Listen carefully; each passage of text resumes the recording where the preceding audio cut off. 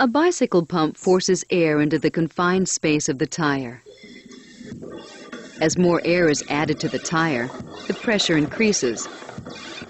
The tire's volume increases slightly, and the air becomes warmer. These observations are predictable properties of gases, and, as we explore in this chapter, they are described by the gas laws. The ideal gas law is kind of the king of the gas equations.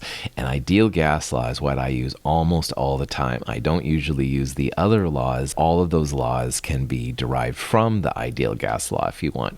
And the ideal gas law, PV equals nRT. So P is pressure, V is volume, N is moles, and T is Kelvin temperature.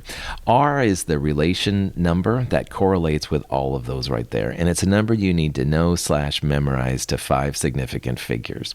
R is 0.082057 liters atmospheres per mole Kelvin. Now remember, if you see that -1, that means it's in the denominator. So you could write that as liters times atmospheres divided by moles and kelvins. That's what the -1 means by there. They're in the denominator. You need to know R. You need to know it to 5 sig figs. Don't use less than 5 sig figs. Use the 5 sig value and you'll be good to go. The units are important though too, because it tells you what you need to use for pressure, volume, moles, and temperature. Pressure has to be in atmospheres, obviously, if you use this, because atmospheres is part of R. You also need to use liters for volume, Kelvin temperatures, and moles for amount. R, we're going to see, is very, very helpful for scientists, and we're going to use a different R value in a later chapter, the 8.3145 number. You can turn liters atmospheres into joules to get the joules per mole Kelvin version of the gas law. I will call the 8.3145 the energy R, and I'll call 0.082057 the gas R, all right? But they're both going to be important, but you just focus on 0.082057 for right now, because if you're pumping up your bicycle tire, you're changing the amount N, you're changing the pressure and volume of your gas, and all those things are going to affect the temperature. So you're going to need the ideal gas law because all of these things are changing, and we'll deal with the other version of R later. Here's a question where you can see the utility of the ideal gas law. And the question here says, how much nitrogen is required to fill a small room with a volume of 960 cubic feet? That would be feet cubed, which is an ugly unit, but notice that right next to it, 2.70 times 10 to the 4th liters. We want to fill that room with that volume to a pressure of 745 millimeters of mercury at 25 degrees Celsius, and we will need to use the R value here. So if you're going to use the ideal gas law, we're looking here for how much, which is moles initially. Moles equals PV over RT. So we're going to have all of our units in the right pieces. The volume's already set. It's in liters. We've got to turn Celsius into Kelvin always. So it's 25 plus 273 is 298 Kelvin. And the pressure then, we'll have to get that into atmospheres. So 745 divided by 760 millimeters of mercury per atmosphere, that comes out to be 0.980 atmospheres. So we're going to use liters, Kelvin, and atmospheres, as well as R, to figure out quantity, the moles N, and from there you can turn it into grams and kilograms, all that jazz. N equals PV over RT. When you figure out that, you want to solve for N. We're going to plug those different numbers in we had on the last slide. N comes out to be 1.08 times 10 to the 3rd moles. So if you wanted to tell someone how many kilograms or grams of it, you could totally do that. N2 is about 28.01 grams per mole. That's 28.01 times 10 to the minus 3rd kilograms per mole. So it's about 30.3 kilograms if that's what you're interested in. So this is how you would use the ideal gas law. It's great when you have multiple things changing like this one does. Pretty awesome. Gases are used quite a bit in chemistry for obvious and maybe not so obvious reasons. So sometimes chemists will talk about what's called a gas at STP, and STP stands for standard temperature and pressure.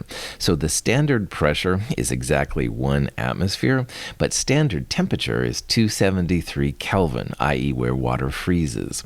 Now, if you happen to have a mole of gas at STP, you can solve for V. V equals nRT over P. You can put all that in. The volume of 1 mole of gas comes out to be 22.4 liters. So in the upper right-hand corner there's that little beach ball. That's something that's used sometimes at chemistry conferences. That represents 22.4 liters of volume. So in theory then, in that beach ball, you have 1 mole of gas. And if you had 2 moles of gas, you'd have twice that volume, 44.8 liters. And if you had half a mole, that would be half that volume, 11.2 liters, etc., etc. Now, of course, the temperature probably is not the freezing point of water, but it's hopefully close enough that it's not a big deal. Another part about this is that a mole of gas, any gas, will take up the same volume as long as you're at the same temperature. So it doesn't matter if it's helium, ammonia, or methane, or anything. As long as you have 1 mole of gas, it should take up about 22.4 liters at 273 Kelvin. Now, this is a question you might see. This is a Star Trek reference, so if you don't like Star Trek, you can just ignore it. But anyway, in one of the original Star Trek episodes, Khan, who was later in Star Trek 2, anyway, he tried to take over the ship, and they used what's called neural gas in that episode to stun them. But anyway, you don't have to worry about any of that. That's just me being silly, dorky, whatever, nerdy, whatever term. Anyway, prop that back on. In this case, in this problem, Spock uses 2 moles of a neural gas to stun Khan and his henchmen before taking over the ship. So if you're at STP, what would be the volume of Spock's gas? Well, if you're at STP and you have 1 mole, it's 22.4 liters. If you have 2 moles, it would be twice that number, 44.8 liters. So you get the idea. Even neural gas, in theory, would work if you're at STP, all that kind of jazz. And remember, you're probably not at the freezing point of water all that much, but assuming you're close to it, then it's hopefully not too bad of a value. If you rearrange the ideal gas law slightly, it becomes really cool because you can relate the density of the gas to the molar mass of the gas. So bear with me here a little bit. PV equals nRT, ideal gas law, definitely. Let's put N over V on one side and P over RT on the other side. And why would you do that, Dr. Russell? Well, great question. Moles, N, equals the amount you have in grams, which we'll use for little m, divided by the molar mass, which we'll use capital M. So little m is the mass in grams of the gas, and big M is the molar mass of the gas. Now, this might seem really strange here, until you realize that little m, the grams, over the volume, mass over volume, that's a density of gas. And so if little m over big V equals the density of the gas, you can rearrange this expression. The density is little m over V, that equals Pm over RT, or what's usually used is this expression right here. It's called the evening dirt equation sometimes. Evening is PM, AM would be morning, PM is evening, and if you take out the R, DRT looks like dirt. So PM equals DRT.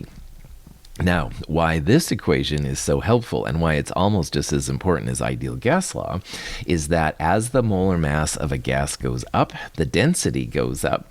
So in that picture there on the right-hand side, you have several balloons. We would say that the bigger molar masses are going to be on the bottom because those gases have a bigger density than air. They sink, all right, to the bottom. On the other hand, if you have helium or some light gas, those will float. Helium has a smaller molar mass, it'll have a smaller density. So it'll be less than the density of air and it'll float. So you can predict right away then if a gas will sink to the bottom or if it'll float. Gas, the gas around us, atmospheric gas, roughly 29-ish grams per mole, a little bit more than nitrogen. So most of the time then, the bigger gases with bigger molar mass will have densities bigger and they'll sink to the bottom. On the other hand, the smaller gases will float to the top. So here's a question you might see. It says, which gas has the greatest density at 25 degrees Celsius and 1 atmosphere of pressure? To answer this question, we're going to go back to the PM equals dRT expression. And we want the biggest D density here. And if they're all at the same pressure and same temperature, then what's going to affect the gas is the molar mass, the big M. So what you would do to answer this is you'd find the molar mass of each of those gases. So O2, 16 times 2 is about 32 grams per mole. Nitrogen, N2, about 28 grams per mole. Hydrogen is roughly 2 grams per mole. Carbon dioxide, roughly 44 grams per mole. I've dealt with these numbers a lot, so that's why I know them. If you have to figure them out from a periodic table, it's quite all right. But good old xenon, one of the heavier noble gases on the periodic table, is about 131 grams per mole. And that molar mass, that big M value, is a lot bigger than the other one. So we would say that xenon has the largest gas density of all those. We're just literally going to use the molar masses to figure it out. Conversely, then, the smallest gas density would be for hydrogen, H2. It has the smallest molar mass. That would be another thing you can do along the way. Bromine vapor is roughly 5 times more dense than air. It can be poured from one flask to another.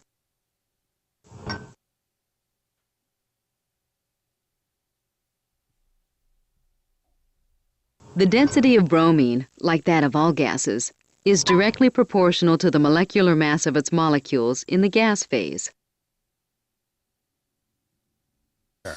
I promise to show you something really cool as long as you promise not to try it at home, okay? Okay. Now, everyone wants to know why my voice sounds higher when I inhale helium. My simple fact is that helium is 6 times less dense than air, which means sound waves travel through it much faster, which makes my voice sound much higher. Now, the same effect can be achieved in reverse if I inhale something like Sulfur hexafluoride, which is 6 times denser than air. I inhale some of that, and my voice gets really low, although somehow I'm still funny. It's scientific! Here's the secret. Hold on to it here like this. You hold on to that end. Okay, ready? Let's just set it in here like this. And we're gonna let go. Ready, set, let go. It's floating on a sea of sulfur hexafluoride. So cool. Does that look like magic or Yes. what? All right, so I want you to sink the ship. Ready? Reach down here and scoop up some gas. Does that feel dumb that you're scooping up gas? Now pour it in here. Did you see that? Do it again. Scoop up some more gas. Now slowly pour it inside. Do you see it? There it is. Yes. You sank it. Okay, these are just a bunch of fun videos. So first of all, gases that are really heavy molar masses like bromine in the first video, you can actually pour them like liquids. It's amazing. Of course, we don't see a lot of this in our day-to-day life, but if you're using industrial applications, you might run into this. So they can be poured. And that led into the next video with a guy. I don't recommend doing this at home, but anyway, first of all, he sucked on helium, and you've probably maybe heard this. The voice gets really light and stuff like a chipmunk. And of course, I've never done that myself as a chemist and interested in science and exploring. But anyway, don't do this at home, kids. But anyway, helium will make your voice go really high. Now, in the last part of that second video and in this video right here, they're using sulfur hexafluoride, which is a very high molar mass gas. SF6 is pretty heavy. And so first of all, if you inhale it like that person did, your voice gets kind of dark and deep. And you can see from this last video here that you can actually float an aluminum boat on top of the SF6. That's a lot of SF6, by the way. And then the person was able to basically scoop up and pour the SF6 into the aluminum boat there and sink it, which is just crazy. So anyway, this is just fun with gases, and it's fun things to think about. Gases aren't all just things that evaporate and go up in the air and you never see them again. There's a lot of kind of cool things you can do. And now that you understand how density and molar mass is related, you can see what's going to happen. Kind of fun. Another useful equation that sometimes is used for molar mass and gases is this one right here, where molar mass of the gas equals mRT over PV. So again, M is the mass of the gas in grams, R 0.082057, temperature is the Kelvin temperature, pressure in atmospheres, volume in liters. This is the equation we'll use in lab, and sometimes if a question asks you to find the molar mass of a gas, this is a really nice way to do it. Now, you could still find N equals PV over RT first, and then molar mass would be grams over moles. There's nothing wrong with doing that. This is just like one-stop shopping. But anyway, lots of different uses of these gas laws, and you can just see a sampling of them here to see what possibilities exist out there.